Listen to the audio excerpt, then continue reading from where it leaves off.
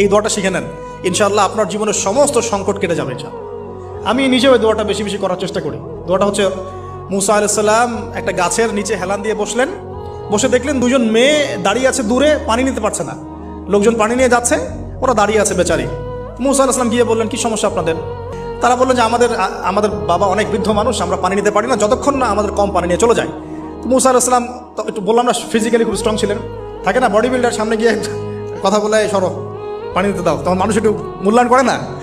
তো মুসা আলাইহিস সালাম এভাবে পানি নিয়ে দিলেন এবং বাছুরদেরকে পানি পান করালেন, করিয়ে গাছের নিচে এসে বসে আছেন। বসে বসে তিনি দোয়া করছেন, এই যে দোয়াটা তিনি দোয়া করছেন, রব্বি, একটা নেক কাজ করলেন, নেক কাজ করলেন না, মানুষের উপকার করলেন, নেক কাজ করে এসে গাছের নিচে বসে দোয়া করছেন, আল্লাহ এখানে তো আমার খাবার পানি বাসস্থান কিছুই নাই, আমি কি করব? রব্বি ইন্নি লিমা আনজালতা ইলাইয়া মিন খায়রিন ফাকির, রব্বি ইন্নি লিমা আনজালতা ইলাইয়া মিন খায়রিন ফাকির।